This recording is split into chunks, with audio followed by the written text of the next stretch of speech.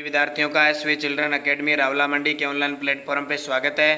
तो आज बात करते हैं कक्षा 7 और विषय सामाजिक विज्ञान और अध्याय हमारा चल रहा है मुगल साम्राज्य, जो चौथा अध्याय है उसकी बात कर रहे हैं। अब आगे हम कहाँ से पढ़ेंगे? उत्तराधिकारी की मुगल परंपराएं। पाठ का नाम क्या है? मुगल साम्राज्य, जो हम 2 पार्ट पढ़ चुके हैं। अब तीसरा पार्ट हमारा स्टार्ट हो चुका है। हमने क्या पढ़ा है? यहाँ से हमने स्टार्ट किया था इस अध्याय को। इस अध्याय का नाम क्या पढ़ा था?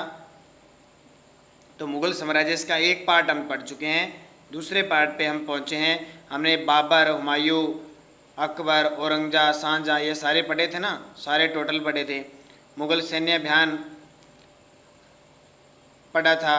और इसके बाद में अब हम पढ़ेंगे, ये सारे के सारे हमने पढ़ लिए। शासक थे ना फोटो वाले, बहुत ही इंपॉर्टेंट है, पढ़ लेना इनको। अब पढ़ते हैं अपने उत्तराधिकारी की मुगल परंपराएं। तो देख लेना, साथ साथ किताब में पढ़ना।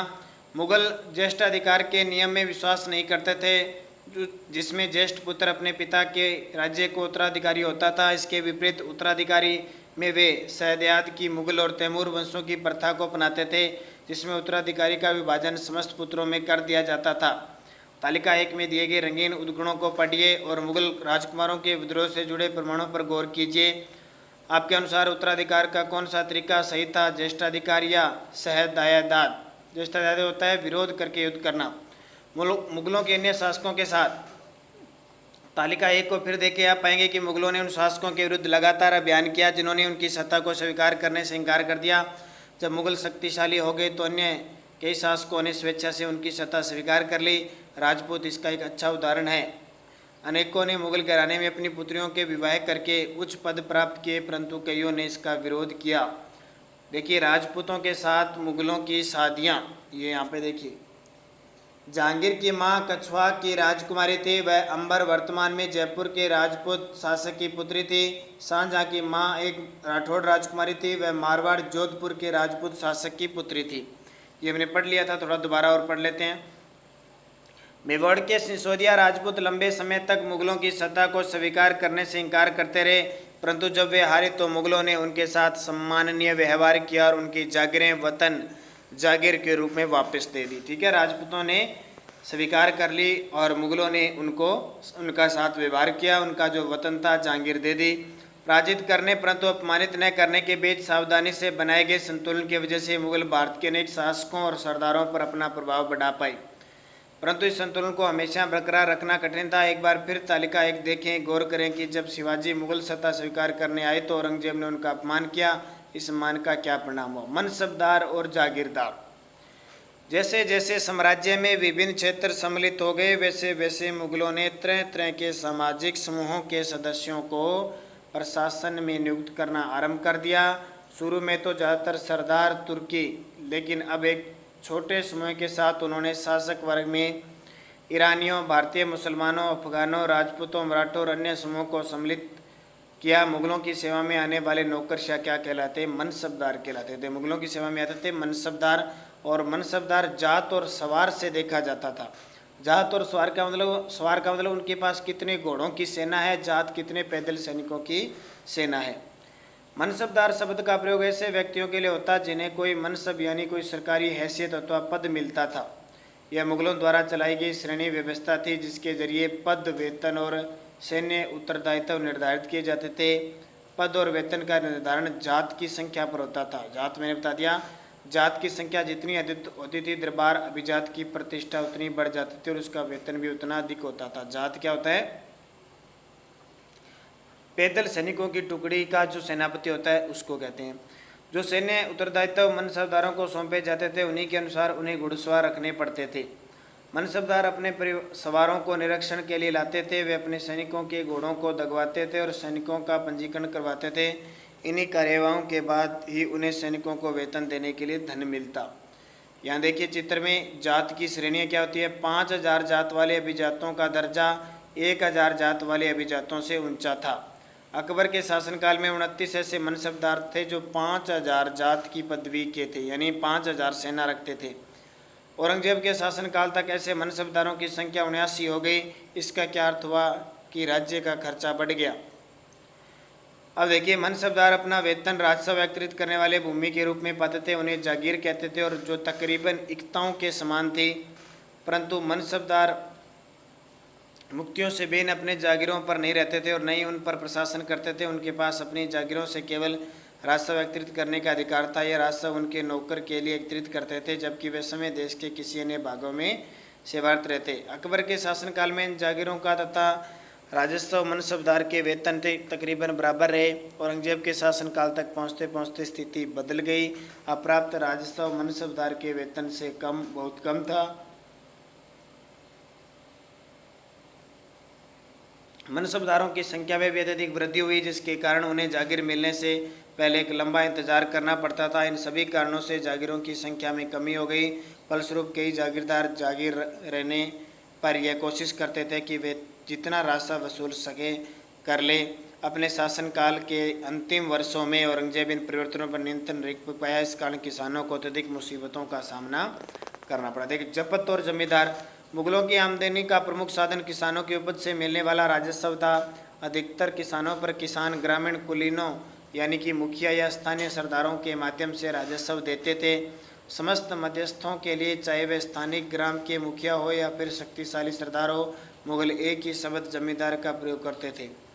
अकबर के राजस्व मंत्री टोडरमल ने 10 साल की कालावधि के लिए कृषि की पैदावार, कीमतों और कृषि भूमि का सावधानीपूर्वक सर्वेक्षण किया। इन आंकड़ों के आधार पर प्रत्येक फसल पर नकद के रूप में कर निश्चित कर दिया गया। प्रत्येक सूबे यानी प्रांत को राजस्व मंडलों में बांटा गया, यानी अलग अलग भागों में बांट दिया और प्रत्येक की हर फसल के लिए राजस्व की दर अलग सूची बनाई गई। राजस्व प्राप्त करने के इस व्यवस्था को क्या कहते हैं? जपत कहते हैं। यह व्यवस्था उन स्थानों पर प्रचलित थी जहां मुगल प्रशासन के अधिकारी भूमि का निरीक्षण कर सकते थे और सावधानीपूर्वक इनका हिसाब रख सकते थे। ऐसा निरीक्षण गुजरात और बंगाल जैसे प्रांतों में संभव नहीं हो पाया। कुछ क्षेत्रों में जमींदार इतने शक्तिशाली थे कि मुगल प्रशासकों द्वारा शोषण किए जाने की स्थिति में विद्रोह कर सकते थे। कभी कभी एक ही जाति के जमींदार और किसान मुगल सत्ता के खिलाफ मिलकर विद्रोह कर देते। 17वीं शताब्दी के आखिर से ऐसे किसान विद्रोह ने मुगल साम्राज्य के स्थायित्व को चुनौती। चित्र देखो, अबुल फजल से अकबरनामा लेते हुए अकबर। अबुल फजल अकबर के दरबार में रहता था। उसने एक ग्रंथ लिखा था अकबरनामा। अकबर ने अपने देखो अकबरनामा और आईने अकबरी। अकबर ने अपने करीबी मित्र और दरबारी अबुल फजल को आदेश दिया कि वह उसके शासनकाल का इतिहास लिखे। अबुल फजल ने इतिहास 3 जिल्दों में लिखा, जिसका शीर्षक है अकबरनामा।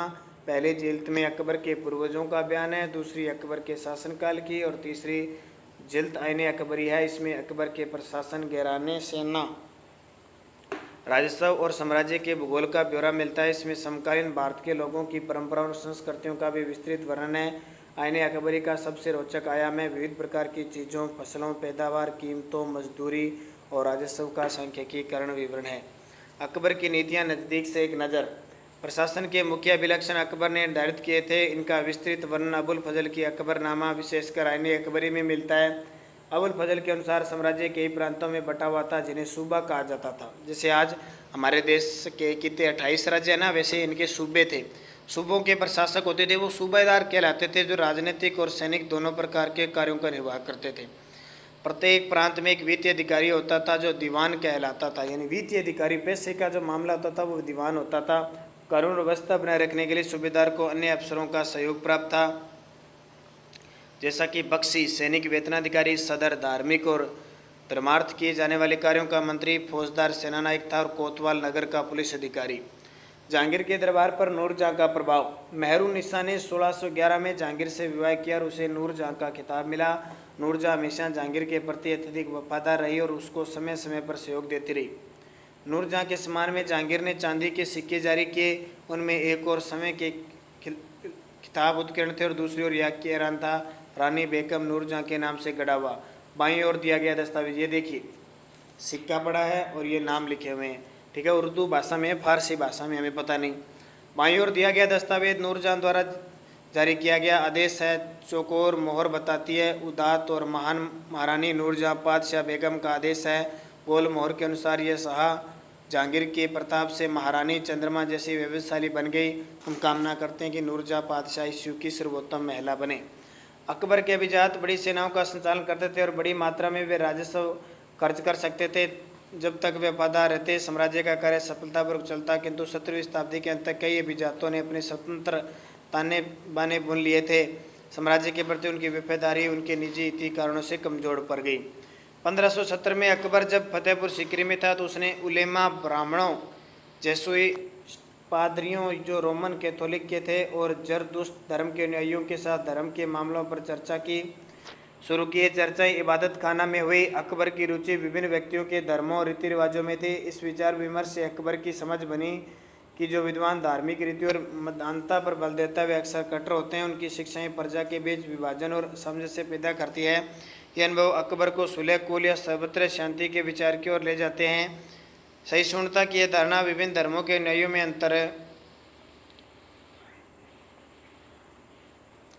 इसका केंद्र बिंदु थी नीति शास्त्र की एक व्यवस्था जो सर्वथा लागू की जा सकती थी, जिसमें केवल सच्चाई, न्याय और शांति पर बल था। अबुल फजल ने सुलह कुल के इस विचार पर आधारित शासन दृष्टि बनाने में अकबर की मदद ली। शासन के सिद्धांत को जहांगीर और शाहजहां ने अपनाया। सुलह कुल की नीति क्या होती है? 17वीं शताब्दी में और उसके पश्चात मुगल साम्राज्य की प्रशासनिक और सैनिक कुशलता के फलस्वरूप आर्थिक और वाणिज्य समृद्धि वृद्धि हुई। विदेशी यात्रियों ने इसे वैसा धनी देश बताया जैसा कि किसी कहानियों में वर्णित होता रहा, परंतु यही यात्री इसी प्रचुरता के कारण मिलने वाली दरिद्रता को देखकर विस्मित रह गए। सामाजिक असमानताएं साफ दिखाई पड़ती है। शाहजहां के शासनकाल के 20वें वर्ष के दस्तावेज से हमें पता चलता है कि ऐसे मनसबदार जिनके उच्चतम पद प्राप्त था कुल 8000 में से 445 ही थे। कुल मनसबदारों की एक छोटी संख्या 5.6% को ही समाज के अनुमानित राजस्व का 61.5% समय उनके और उनके सवारों के वेतन के रूप में दिया जाता था। मुगल सम्राट और उनके मनसबदार अपनी आय का बहुत बड़ा भाग वेतन और वस्तुओं पर लगाते थे। इस खर्च से शिल्पकारों और किसानों को लाभ होता था, चूँकि वे वस्तुओं और फसल की पूर्ति करते थे, परंतु राजस्व का भार इतना था कि प्राथमिक उत्पादों, किसान और शिल्पकारों के पास निवेश के लिए बहुत कम धन बचता था। इनमें से जो बहुत गरीब थे मुश्किल से ही पेट भर पाते थे। वे उत्पादन शक्ति बढ़ाने के लिए अतिरिक्त संसाधनों में, औजारों और अन्य वस्तुओं में निवेश करने की बात सोच भी नहीं सकते थे। ऐसी अर्थव्यवस्था में ज़्यादा धनी किसान, शिल्पकारों के समूह, व्यापारी और महाजन ज़्यादा लाभ उठाते हैं। मुगलों के कुलीन वर्ग के हाथों में बहुत धन और संसाधन थे, जिनके कारण 17वीं शताब्दी के अंतिम वर्षों में वे अत्यधिक शक्तिशाली हो गए। जैसे जैसे मुगल सम्राट की सत्ता पतन की ओर बढ़ती गई, वैसे वैसे विभिन्न क्षेत्रों में सम्राट के सेवक समय की सत्ता के शक्तिशाली केंद्र बनने लगे। इनमें से कुछ नए वंश स्थापित हुए और हैदराबाद व अवध जैसे प्रांतों में अपना नियंत्रण जमाया।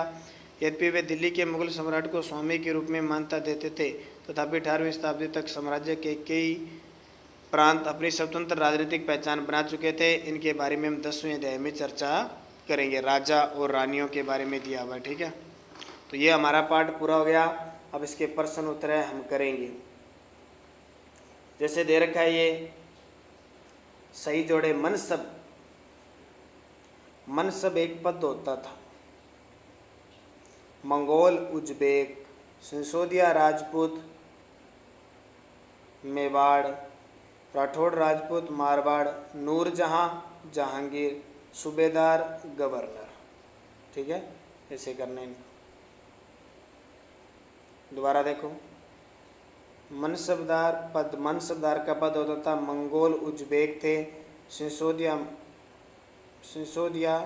मेवाड़ थे, राठौड़ मारवाड़ थे, नूरजहां जहांगीर से संबंधित थे और सूबेदार गवर्नर से संबंधित था। अब खालिस्तान है। अगले वीडियो में हम पूरे प्रश्नों की बात करेंगे। जितने प्रश्न है पूरे एक स्पेशल प्रश्नों पे ही वीडियो लेके आएंगे।